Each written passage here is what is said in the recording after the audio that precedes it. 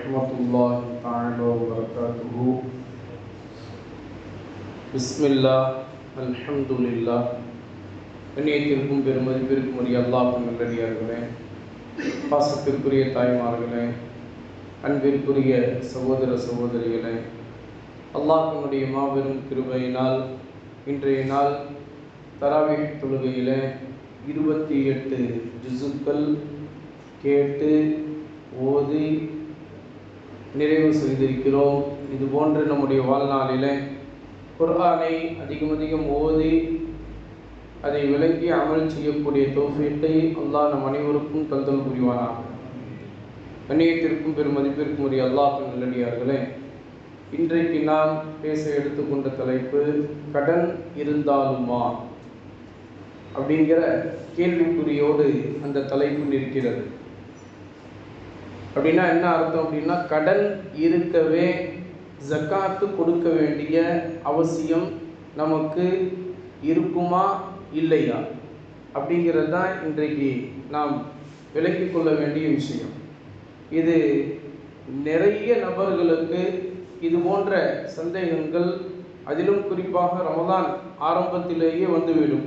ஹஸரத், எனக்கு நிறைய கடன் இருக்குது, ஆனால் 2-3 கடை நான் வச்சுருக்கேன், 2-3 வீடு நான் வச்சுருக்கேன், எல்லாமே இருக்குது, ஆனால் நிறைய கடன் இருக்குது, நான் ஜக்காத்து கொடுக்கணுமா அப்படிங்கிற மாதிரிலாம் நம்மிடத்திலேயே நிறைய நபர்கள், ஆண்களும் சரி பெண்களும் சரி, நம்மிடத்தில் கேட்பதுண்டு.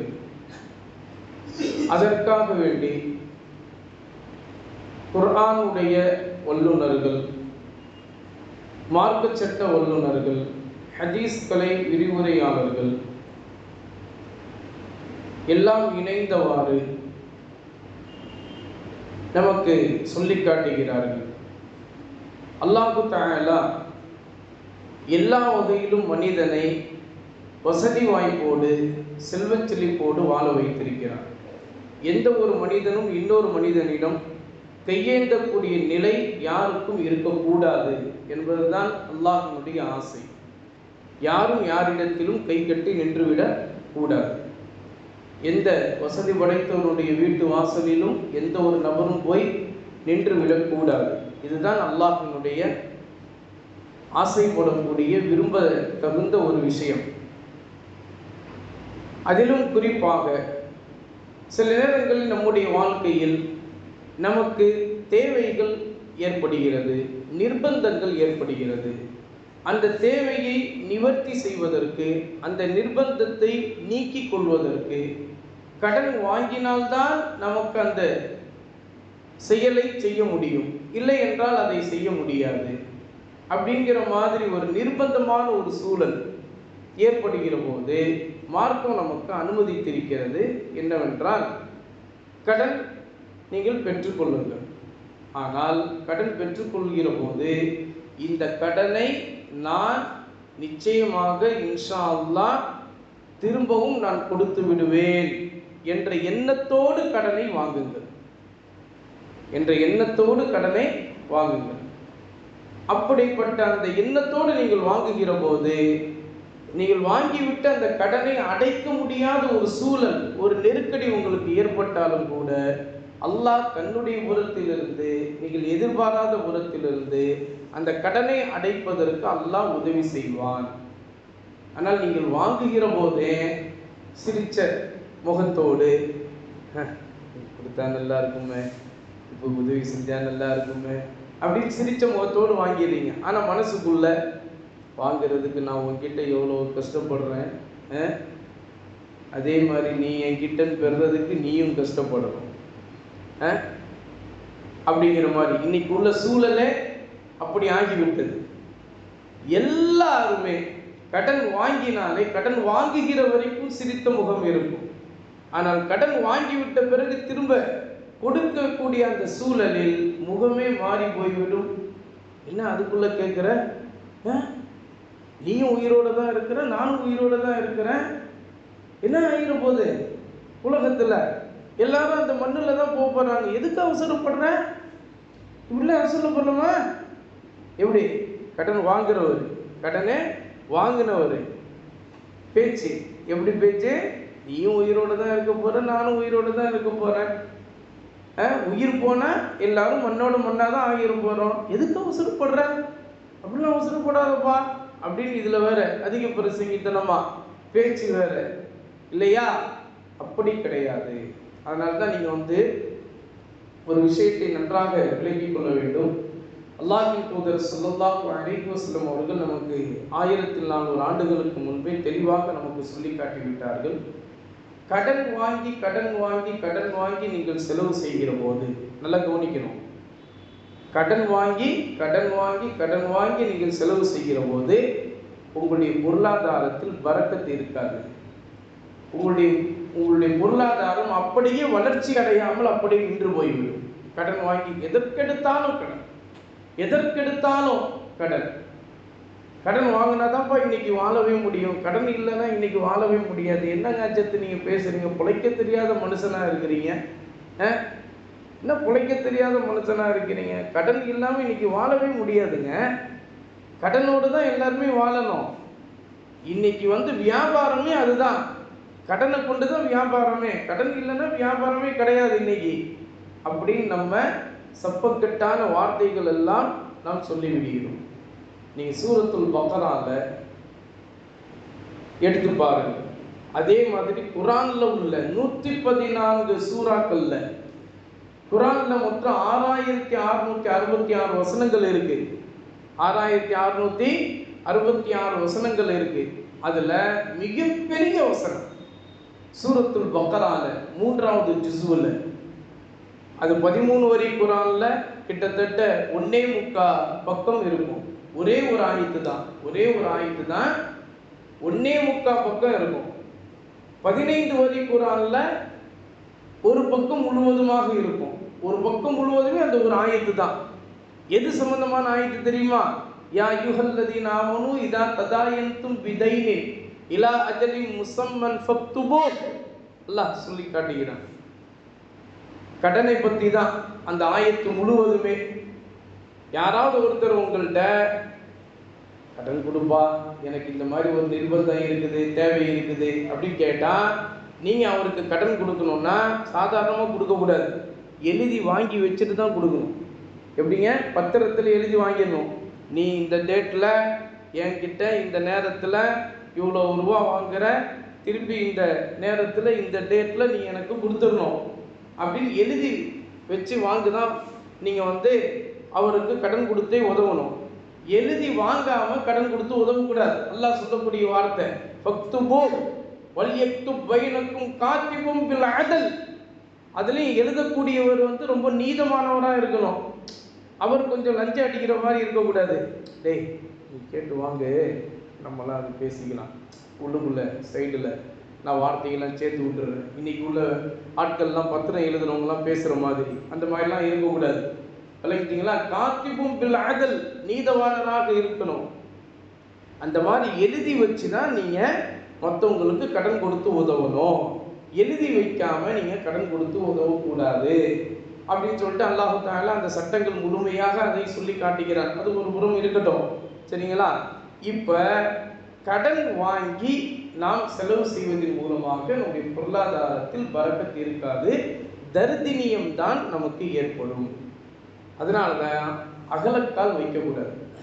வியாபாரத்திலேயோ தொழில்துறையிலோ மற்ற எந்த விஷயங்களிலேயோ வீட்டில் உள்ள தேவைகள்லேயோ எதிலேயுமே அகலக்கால் வைக்கக்கூடாது. இன்னைக்கு அதிகமான ஆசை, அதிகமான தேவை நம்மளே ஏற்படுத்தி கொள்றதுனால தான் இஎம்ஐ போய் இன்றைக்கு செத்து போய் கொண்டு இருக்கின்றோம் இல்லையா? அந்த மாதிரியான சூழல் யாருக்கும் வந்துவிடக்கூடாது. அல்லாஹ் நம் அனைவரையும் காப்பாற்றி அருள் புரிவானாக.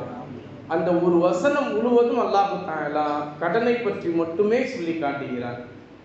இது யாருக்காக வேண்டி சொல்லப்பட்ட வசனம் அப்படின்னா, கடன் யார் வாங்குகிறாரோ அவருக்கு சொல்லப்பட்ட விஷயம். அதே மாதிரி கடன் யார் கொடுக்கின்றாரோ அவருக்கு சொல்லப்படக்கூடிய சட்டம். இந்த 2 சட்டமும் அல்லாஹ் தஆலா அந்த வசனத்தில் சொல்லி காட்டுகிறார். அதனால்தான் நபிகள் நாயகம் ஸல்லல்லாஹு அலைஹி வஸல்லம் அவர்கள் கடன் வாங்கக்கூடிய சூழலில் நிர்பந்தம் ஏற்பட்டவர்கள் கடன் வாங்குகிற போதே திருப்பி கொடுக்க வேண்டும் என்கின்ற எண்ணத்தோடு அவர்கள் வாங்கி அவர்கள் கொடுக்க முடியாத ஒரு நெருக்கடியில் அவர்கள் இருந்தாலும் கூட அல்லாஹ் தஆலா தன்னுடைய புறத்திலிருந்து அதை அடைக்கக்கூடிய பாக்கியத்தை அல்லாஹ் அவர்களுக்கு கொடுப்பான். அப்படின்னு கடன் கொடுக்கக்கூடியவருக்கும் கடன் வாங்கக்கூடியவருக்கும் அல்லாஹ் தஆலா இந்த விஷயத்தை சொல்லி காட்டுகிறார். இப்போ அந்த அடிப்படையில் கடன் இருக்கவே ஜக்காத்து கொடுக்க வேண்டுமா? இந்த விஷயத்தில் மார்க்க சட்ட வல்லுநர்கள் தெளிவான முறையில் நமக்கு சொல்லி காட்டிவிட்டார்கள். என்னன்னா ஒரே வரி தான், கடன் இருக்கவே ஜக்காத்து கொடுக்க வேண்டிய அவசியம் இல்லை. நல்லா விளங்கிக்கணும், கடன் இருக்கவே ஜக்காத்து கொடுக்க வேண்டிய அவசியம் இல்லை. ஜக்காத் கொடுக்கவே தேவையில்லை. நீங்கள் ஜக்காத்து கொடுக்க வேண்டிய கடமையில் உள்ளவங்களே கிடையாது. இல்லைங்க எனக்கு 3 கடை இருக்குது 4 கடை இருக்குது, 3 கடை இருக்குது 4 கடை இருக்கட்டும், எல்லாத்தையும் மூழ்கி அடிக்கக்கூடிய எல்லாத்தையும் ஒன்றுமே இல்லாமல் ஆக்கக்கூடிய கடனை வச்சுக்கிட்டு நீங்கள் எப்படி ஜக்காத்தை கொடுப்பீங்க? நீங்களே ஒரு கடனாளி. கடனாளி ஜக்காத்து வாங்குவதற்கு தகுதி பெற்றவர், ஜக்காத்து கொடுப்பதற்கு தகுதி பெற்றவர் இல்லை. ஒரு விஷயம் நீங்கள் நல்லா விளங்கிக்கணும், ஜக்காத்தை வாங்குறதுக்கு தகுதி பெற்றவர் அப்படின்னா அது ஒரு பெரிய அந்தஸ்து போல அப்படின்னு நினச்சிக்காதீங்க, அது ஒரு கேவலம். அது ஜக்காத்தை வாங்குவதற்கு தகுதி பெற்றவர் அப்படின்ற உடனே பரவாயில்லைங்க ஜக்காத்தை வாங்குறதுக்கு தகுதி, அது பெரிய தகுதி பெரிய அந்தஸ்துலாம் இல்லைங்க, அது ஒரு கேவலம், அது ஒரு இழிவு. ஜக்காத்தை கொடுப்பதற்கு தகுதி பெற்றவர்கள் அப்படின்னு சொல்வது தான் மிகப்பெரிய கெத்து. ஜக்காத்தை வாங்குவதற்கு தகுதி பெற்றவர்கள் அப்படின்னு சொல்வது இழிவு, கேவலம். நன்றாக விளங்கிக் கொள்ள வேண்டும். அல்லாஹ் தஆலா நம் அனைவரையும் ஜக்காத்து கொடுப்பதற்குரிய தகுதி பெற்றவர்களாக அல்லாஹ் நம் அனைவரையும் ஆக்கியல் புரிவானாக. வாழ்க்கையில் எந்த தருணத்திலும் அல்லாஹ்வை தவிர்த்து வேறு எவரிடத்திலும் கையேண்டாமல் அல்லாஹ் நம் அனைவரையும் பாதுகாத்து அருள் புரிவானாக. அதனால மார்க்க சட்ட வல்லுநர்கள் தெளிவாக நமக்கு சொல்லி காட்டிவிட்டார்கள், கடன் இருக்கவே ஜக்காத்து கொடுக்க வேண்டிய அவசியம் இல்லை. இதான் சட்டம். தெளிவாயிட்டா?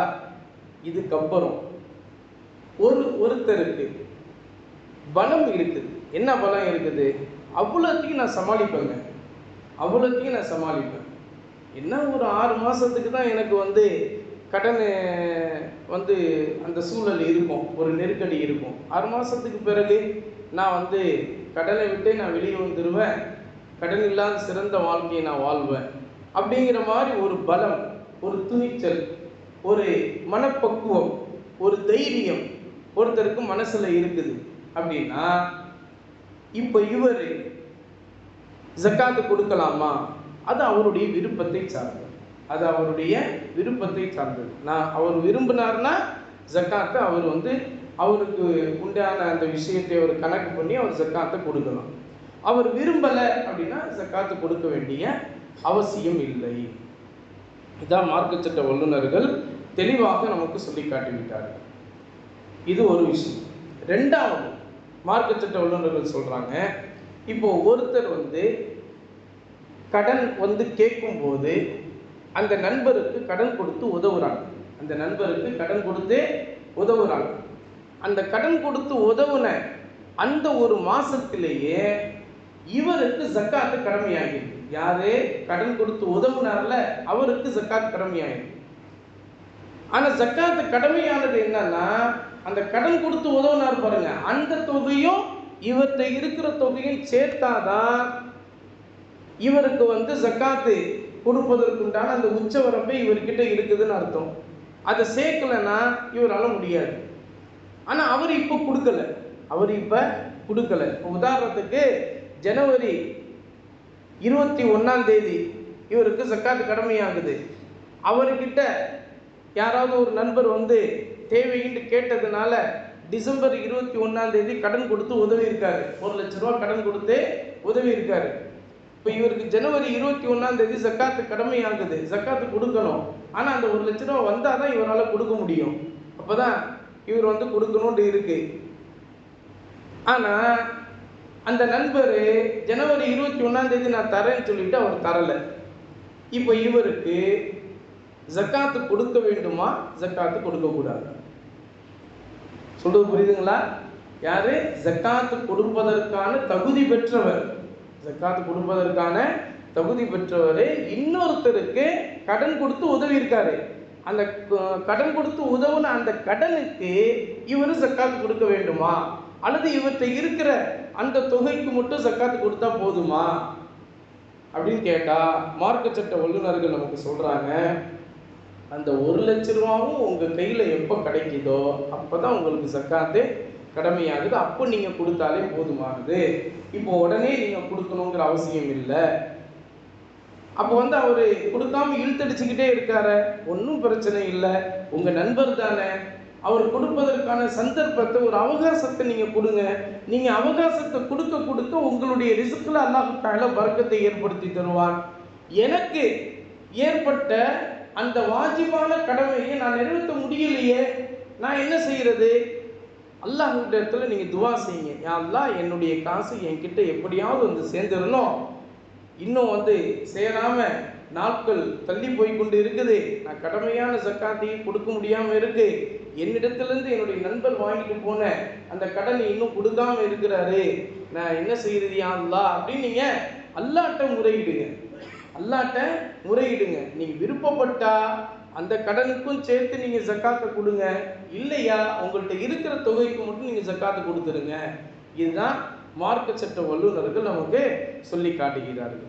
அப்போ நீங்க அந்த கொடுத்த அந்த கடன் திரும்ப பெறுகின்ற வரை, கொடுத்த அந்த கடன் திரும்ப பெறுகின்ற வரை உங்களுக்கு அந்த கடனை கொடுத்த அந்த தொகையில ஜக்காத்து உங்களுக்கு வாஜிபாகாது. இதை சொல்லிவிட்டு மார்க்க சட்ட வல்லுநர்கள் நமக்கு தெளிவாக சொல்லி காட்டுகிறார்கள். கணவன்மார்களுக்கு இந்த சட்டம்.